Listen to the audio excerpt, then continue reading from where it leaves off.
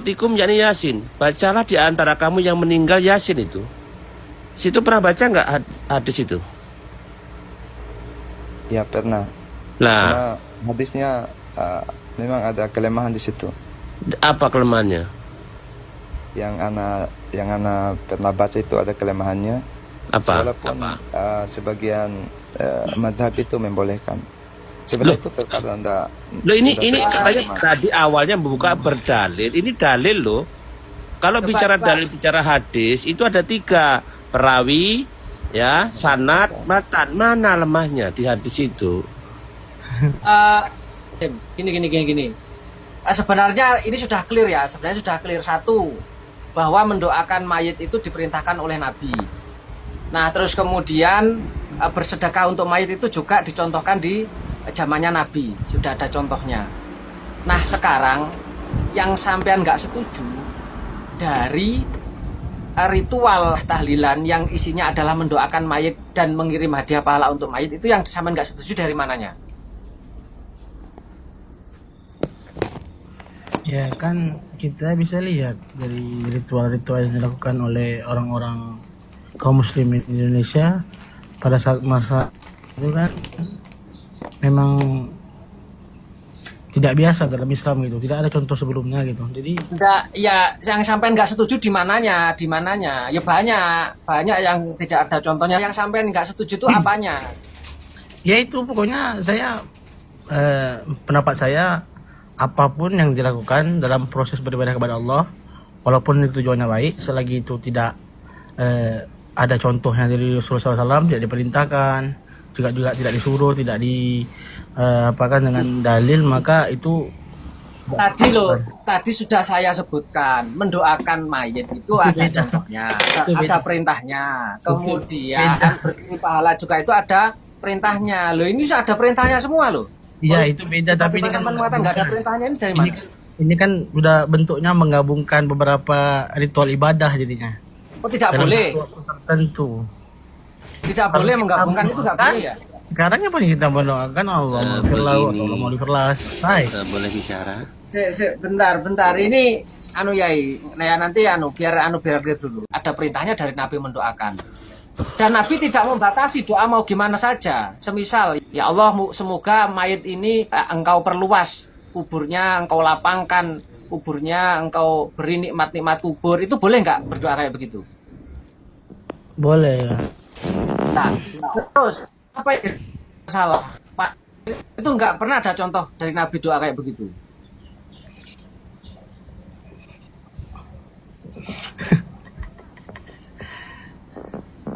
Boleh Ya, anda jawab? Silakan kalian berdua yang jawab, coba. Oh, nah, ya itu tadi ya misalnya masalah tahlil itu gini, misal sebuah dalil, misalnya ada misal doa, apakah kita sekehendak kita berdoa gitu maksudnya? Tentu kan kenapa itu saling khususkan sesuatu yang tidak dikhususkan oleh Nabi, itu yang menjadi persoalannya. Mengkhususkan ini maksudnya gimana? Nah, yang tidak mengkhususkan ini maksudnya gimana?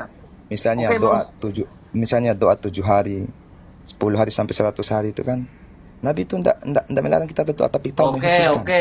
Kita menentukan jumlah-jumlah tertentu. Oke, sudah clear. Selain mengkhususkan ada lagi nggak yang dipermasalahkan? Yang Anda tahu itu mengkhususkan itu. Wallahu a'lam. Satu itu ya yang jadi masalah, satu itu ya mengkhususkan itu ya. Tahu yang Anda tahu. Oh, yang sampean tahu. Ya, yang sampean tahu itu mengkhususkan tidak boleh. Pertanyaan saya begini, apa dalil sampean yang menjadi landasan hukum sehingga sampean mengatakan bahwa mengkhususkan ibadah yang dalilnya umum itu tidak boleh?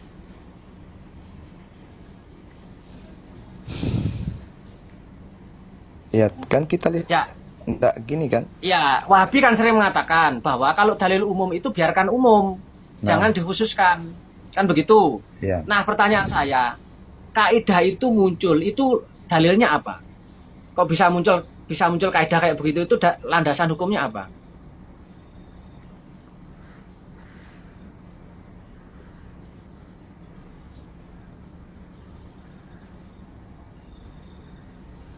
Bang, langsung kasih paham aja, Bang. Oke, sekarang saya begini. Di dalam kita Syarah Nawawi, wa fi riwayat anna Ibna Umar kana yakti masjida Quba kula sabtin wa ka'ayyakula ra'aitun nabiyya sallallahu alaihi wasallam ya'tihi kula sabtin wa qauluhu kula sabtin fihi ja'atah biziarah hadha wa aswab wa qaulul jumhur. Itu yang pertama. Nah, kemudian di dalam kitab Fathul Bari, Ibnu Hajar Al-Asqalani menafsiri hadis ini. Wa fi hadal hadis ngalah artikan biar enak. Ya nanti saya artikan. Ini saya datangkan 2 dalil dulu. Wa fi hadal hadis ngalah tilafi turukihi dalalatun ngala jawazi tahsisi ba'dil ayam bi ba'dil a'mal as-solihah wa dawamah ngala dzalika. Yes. Sesuai dengan penjelasan Imam Nawawi dan Imam Ibnu Hajar Al-Asqalani, ini semua adalah ulama-ulama kibar, berangkat dari hadis Nabi yang Nabi itu mengkhususkan tiap hari Sabtu itu berziarah ya ke Masjid Quba tiap hari Sabtu. Ini menjadi dalil jawazut tahsisi ba'dil ayam, menjadi dalil boleh kita ini mentahsis hari-hari tertentu biba'dil a'mal as-solihah, terhadap sebagian amal-amal yang solihah, dan kemudian melanggengkannya, ya, mengistiqomahkan dalam hal mentahsisan tersebut, ya. Sehingga apa? Bahwa berangkat dari dalil ini boleh kita ini mentahsis ibadah-ibadah tertentu dan kita istiqomahkan, kita kontinukan. Semisal contohnya, dalil umumnya itu adalah perintah sholat sunnah mutlak. Dulu imam-imam besar kita, Imam Malik, kemudian Imam Ahmad bin Hambal, Imam Syafi'i dan lain sebagainya, itu banyak sekali mentahsis ibadah-ibadah tertentu yang padahal Nabi tidak pernah memerintahkan untuk mentahsis. Contoh, Mengkhususkan, ya. Ya, mengkhususkan. Contoh dalam banyak riwayat itu kan kayak Imam Malik itu setiap malam sholat sunnah 800 rakaat.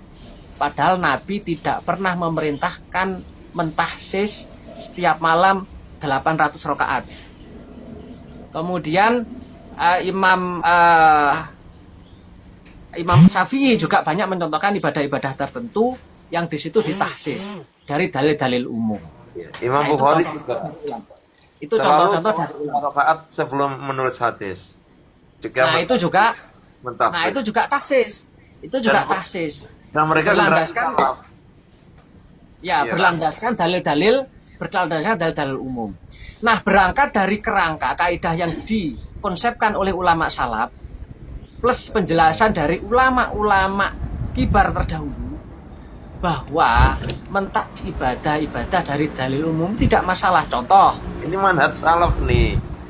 Ya, contoh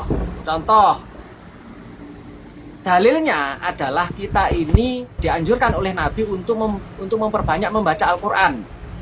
Itu dalil umumnya. Nah, dalam hal membaca Al-Quran kita boleh memilih ayat-ayat tertentu, semisal Yasin, semisal Waqiah, semisal Al-Kahfi, terserah. Plus kita juga boleh semisal saya setiap malam Jumat mau baca surat Yasin, itu nggak masalah. Berangkat dari dalil umum bahwa kita dianjurkan memperbanyak membaca ayat dari Al-Quran atau surat dari Al-Quran. Kita boleh memilih dan bahkan kita juga diperbolehkan untuk mentahsisnya. Artinya di hari-hari tertentu kita jadwal istiqomah. Mana dalilnya ini? Dari Syarah Nawawi ala Muslim dan dari Fathul Bari Ibnu Hajar Al-Asqalani. Itu perbuatan salaf ya. Nah, sekarang pertanyaan saya, sampean lo bisa memunculkan bahwa mentahsis ibadah itu nggak boleh, itu apa landasan hukumnya?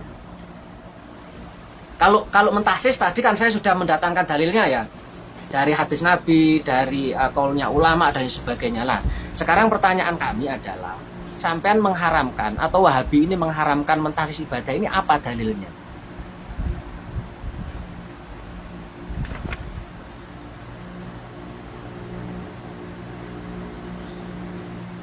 Dari saya Ustaz, boleh? Siapa? Abdul Dari Aziz. Salafi ya? Iya, iya, Dari iya. Salafi? Iya, Ya, iya. silakan. Mungkin bisa bantu teman. Jadi memang kalau kami di Salafi,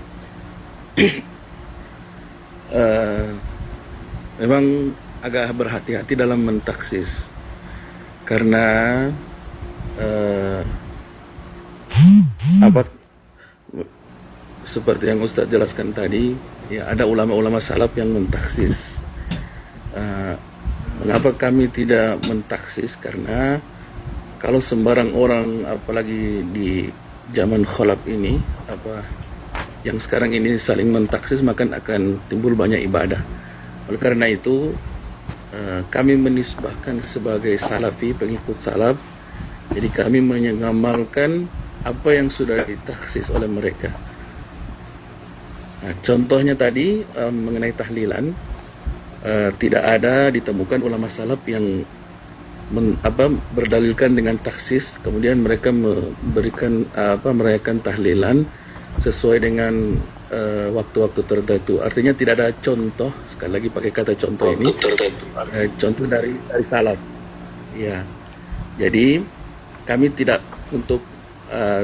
mengikuti ulama yang mungkin atau ustadz yang sekarang yang mentaksis sendiri, tapi kami mengikuti yang taksis-taksis yang sudah dilakukan oleh ulama, dan kami belum menemukan ada taksis ulama salaf yang sampai menyimpulkan ada tahlilan hari ke-7, 100 dan lain sebagainya. Oke. Itu, Ustaz. Kalau nanti ada gimana? Oke, saya belum ke situ dulu lah. Saya belum ke situ dulu. Begini, saya pengen mengklirkan. Pertanyaan saya itu kan simpel. Itu kan asumsi sampean itu. Itu kan asumsinya Wahabi. Khawatir nanti kalau ini diloskan, boleh ditasis. Itu nanti, itu kan asumsi namanya. Enggak, saya tanya dalilnya apa? Kok bisa mengharamkan, menyesatkan tahsis? Ini apa dalilnya? Bukan asumsi, pertanyaan saya. Dalilnya itu apa? Iya, dalil umum, kita juga pakai dalil umum. Man ahdasa fi amrina hadza fa huwa ma laysa minhu fa huwa raddun. Ya, hadis dari Aisyah juga, man amila amalan laysa alaihi amruna fa huwa raddun. Itu bukan tahsis, itu bukan pengharaman tahsis. Itu pengharaman amalan yang tidak berlandaskan dalil. Bukan masalah tahsis. Ini ada dalil, kemudian ditahsis. Lo baca Al-Quran ini ada dalil loh. Iya, ada dalil. Bukan malaisa minhu loh. Bukan malaisa minhu. Ini ya ini minhu. Ma minhu, suatu yang dari dalil, dari dasar, ada dasarnya. Iya, Bukan malaisa kan, minhu. Nah, tahsis loh, dalil karangan tahsis ini loh apa sampai dalilnya? Bukan yang ma laisa alaihi amruna, tapi ma alaihi amruna itu. Begitu. Ya dari beberapa Ya. turuk lah, dan beberapa riwayat lah. Enggak, artinya dalil pelarangan tahsis itu sampai ini apa? Tadi saya kan sudah menyebutkan beberapa dalil di Syarah Nawawi, kemudian di Fathul Bari. Boleh berangkat dari hadis Nabi ini menjadi dalil. Dalil itu landasan hukum, pijakan hukum. Ngala jawazi tahsisi ba'dil ayam bi ba'dil akmal as-solihah wal mudawamati ala dzalik. Sehingga apa? Dari dulu tidak ada yang mempermasalahkan tahsis. Dan tahsis pun tidak lawan juga sama Ibnu Taimiyah. Wiritan pagi hari baca apa itu? Nah sekarang begini, sekarang pertanyaan saya adalah kenapa kalian ini tiba-tiba melarang tahsis? Dalam Pak begini, saya bacakan lagi. Faqala Asy-Syafi'i. faqala Asy-Syafi'i. Ya. Kullu ma lahu mustanadun minasyar'i falaisa bibid'atin walau lam ya'mal bi asalaf li anna tarkahum lil amali bi qad yakunu li udrin qama lahum fil waqti aw lima huwa afdalu minhu aw la'allahu lam yablugh jami'ahum ilmun bih. Nah, berangkat dari beberapa riwayat dan dalil muncul kaidah yang sangat masyhur, ya, atarku laisa dalilan li hurmatihi. Ini dalil kaidah ini sangat masyhur ya dalam kaidah usul ya.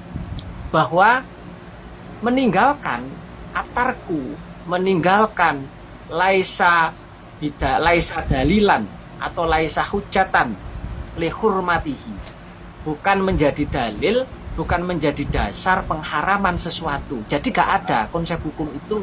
Ini hukumnya apa? Haram. Karena apa? Tidak dilakukan oleh seseorang. Gak ada. Itu bukan. Itu kaidah itu tidak begitu. Karena apa? Tidak ada dalil pelarangan itu karena ditinggalkan. Nah, termasuk sesuai dengan apa yang disampaikan oleh Imam Syafi'i. Wa kullu malahu mustanadun minasyar'i. Setiap sesuatu amalan yang di situ ada sandarannya dalam syariat, maka itu bukan bid'ah. Walau lam ya'mal bi asalaf, walaupun tidak pernah dilakukan oleh ulama salaf. Walaupun tidak pernah dilakukan oleh ulama salaf.